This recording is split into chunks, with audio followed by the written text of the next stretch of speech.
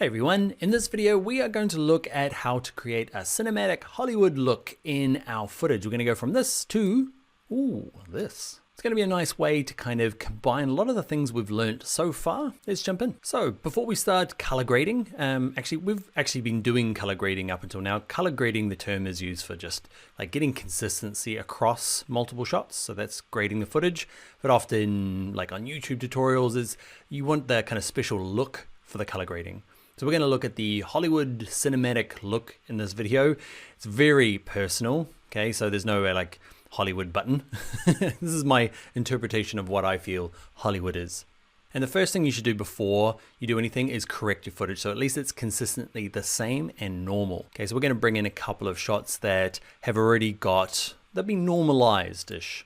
Okay, so they're in our color folder. They're called color grade 1, 2, and 3. Let's bring them in and create a new sequence. You can see I've got a new project going for this one. Let's rename the sequence so we don't get too lost. This could be Hollywood. Let's call this cinematic. Say it's got cinematic? Oh, that'll do. So these guys have a reasonable look on them already. Okay, so they've come from Pixels. Thank you, Taryn. So they're consistently across it. So get everything, get your scopes out, get everything looking the same first before you apply your grade, or at least your stylized grade. So let's assume we've done that, and we don't want to, you can fix every individual clip like we've been doing up until now. But in terms of adding, a color grade style, we're going to do it to an adjustment layer. So we're going to make a new adjustment layer. There we go. It's going to match my sequence, which is perfect. And I'm going to drag it on and stretch it out so it covers everything. Let's tidy this up. Who remembers how to select just the audio? That's right. Have nothing selected. Hold the Option key on a Mac, Alt key on a PC. Delete him. That's just a nothing bit of audio attached to that file. And let's look at the contrast as well. So we're going to, the comparison view. It's this one here, that little icon. If you can't see it, go to plus and drag it. Is it on by default? I think it might be on by default. I can't remember actually. So drag it down if you can't see it here. Just drag it into this menu. And we're going to see our before and after. And we're going to use this button here, shot or frame. Okay, so what we want to do is be matching, so it's before and after. You can turn that off so that you've got like a reference and then be working over here and be trying to get the same color grade. But what I want is to have that on so they're kind of both the same. We'll color grade this first part, maybe where the balloons are at, here.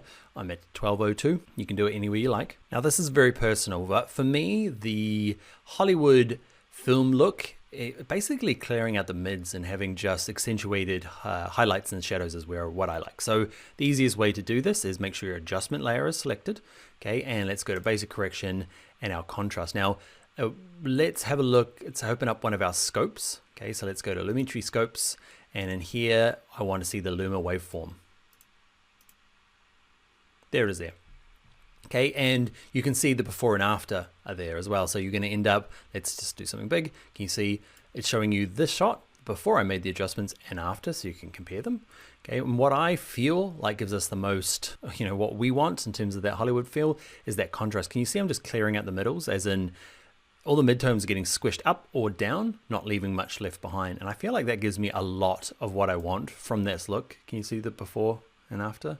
I don't know. What do you think? All right, I'm back. My machine crashed. It gives me a really good excuse to show you, A, that it happens to all of us, and B, the comparison view is a bit weird. That's why I haven't done it much in this class, because it's, I don't know everybody's level in this, that's watching this video, so the comparison view can be a little strange, but this gives me an example to like go and show you. So if I turn my comparison view on now, and we match it, so we're kind of matching a frame shot comparison, okay? And you're like, oh, where's my before? Because that's showing me the after and before now, okay? You want to go before, okay? So what we want to do is with our adjustment layer off, this is how to kind of like reset it. This is what I do when I'm personally working. Turn it off, okay? Turn that on and off, so it shows me like the, the normal version, or the one with Lumetri off. Now turn this back on. There's a lot of that. All right, so where were we? So contrast is up. Let's look at tinting the lights and the darknesses. So we can do that. The easiest way is under the color wheels. Okay, we've got our midtone shadows and highlights, and I want to add some coloring, okay, to the highlights and shadows. Up until now, we've been trying to make the highlights perfectly white, okay, but now we're actually going to add a tint, and you can decide which way this goes. We're going to go for that kind of orange teal fashion look, okay, so we're going to go the highlights, I'm going to drag them down to this teal here. I'm going to go exaggerated so you can see what I mean, and this up to the oranges. And you can decide, that's kind of more like Stranger Things, old worldy one. Let's go the other way around. Okay, let's go the shadows more tealy, and let's go the highlights kind of up in this warmer space here. You may or may not like this. We're going to leave face detection. We don't need it on now because we don't have any faces. Okay, so we're going to leave it off. So where are we at? Even with the comparison view, I find turning it on and off is a little bit easier. Actually, let me show you with a different, we're going to use color correction A. Remember this one from earlier? Okay, I'm throwing it on the same timeline, and I will show you that orange and teal. So shadows are going to go right down into this kind of teal. Further that way, so we're in there, and let's turn off comparison view for the moment so we can get it nice and big so you can see, and the highlights are going to drag into the orange here. And let's also do some basic correction. Give me a sec.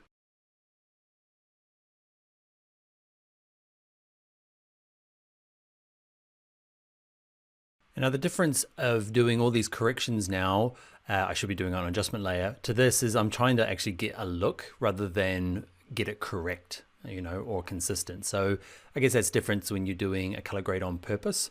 Okay, so let's look at our color grade now on this one. Can you see it's a lot different in here with that orange and teal? Yeah, cinematic-ish.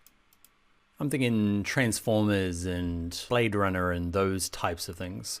All right, let's bin him. Goodbye.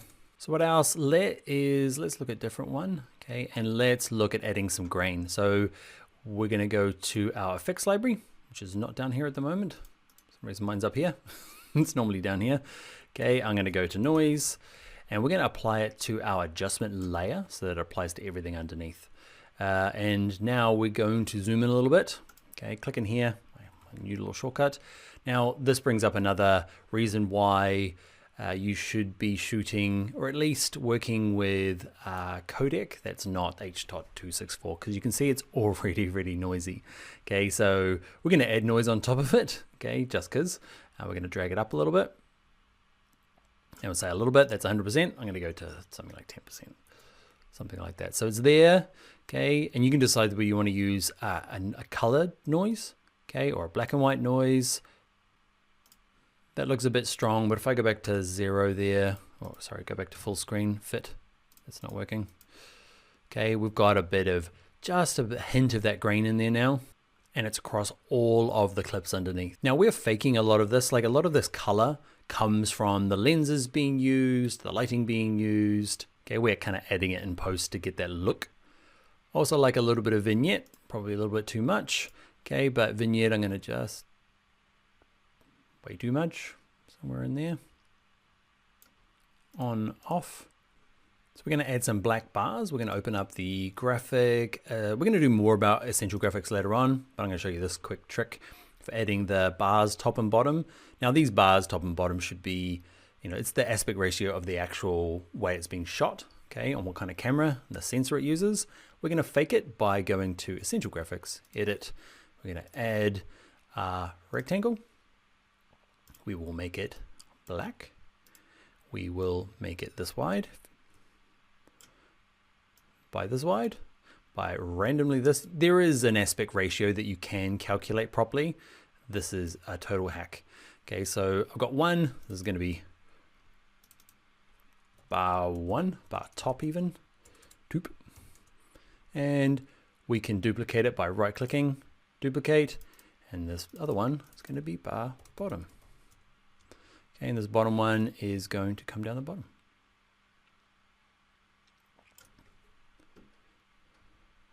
And we're going to do it for the entire clip. All right, so we've added some grain, we've added some bars, maybe a bit thick, because I'm going to need for this one here to maybe move the position under motion, position up a little bit. My computer's running really slowly at the moment. It's the noise, it's the grain. Here we go. Now this one is already in slow motion. We're going to do slow motion properly a little bit later in the course. So that's kind of nice. Now let's see if we can play this back. There is no chance. Oh, it's playing okay. I take it back, it plays fine. I bet you yours, oh, there we go. So let's use this as a moment to decide, how do I get it to play back nicely so I can check my effects? Okay, so the easiest one is to say, can I live with quarter quality? And you can. I can't work out the grain on this one. Okay, so that might be enough for you. Okay, because you might be working on timing and just kind of general color, but that's a bit low. The other reason is running so badly is this red bar. How do I get rid of the red bar? That's the quiz question. I'll give you a second. All right, so it is the enter key on your keyboard, okay, or you can go to sequence and go to render effects in and out. And this is probably the easiest one. It's gonna run really quick, okay. While it's rendering, I'll talk, the other way of doing it is using proxies. We're using very small file sizes with terrible compression, or a lot of compression, so that there's a lot of kind of like artifacts in the video. But the other problem is that Premiere Pro and most editing programs don't like that MP4/H.264 codec, okay, because it's so jam-packed that it's very hard to operate. So you might be using originals that are in a different, codec, like our ProRes or our GoPro Cineform, or even if you do start life with H.264 MP4s, you might create proxies in a different codec to make things run faster. Again, I'm a bit bored. I'm gonna cancel, but we know, look, it's actually done a chunk of it already. Playing back nicely. Way too much grain. It's okay. I can go and change it and have to re-render it, but that's all right. I've added, probably too exaggerated, the orange and teal. I've pushed the contrast up and down so that the midtones get kind of left out a little bit. We added a vignette, we added way too big a bars. And the last thing we're gonna do is down here where it says adjustment layer. Did you know you can rename it? Gonna rename it. Down here, we're gonna go to rename. I'm gonna call this one Hollywood. And the next one we'll do something similar, but we'll do kind of more of an independent indie film kind of look to it. One other little last nugget of information is if you are on a Mac, or actually a Mac or PC, and you are finding, we talked about, making it go faster. Some of the other things that aren't as obvious is programs running in the background. So Dropbox, if it's syncing, man, it hates life. It takes up a lot of system resources. And the other one is Chrome. So Google Chrome, if you use that for your browser and you are trying to edit, you will find it chews up a lot of your memory. So turn it off if you can work that way. I use Chrome normally, but when I'm editing, I have to switch to Safari, which is fine. I don't like Safari as much as I like Chrome. So I only use Safari when I'm editing because it's so much lighter weight, okay? And Chrome is it's a beast. It sucks up all the system resources, and so does Premiere Pro, and it gets a bit slow. Anyway, let's get on to the next video.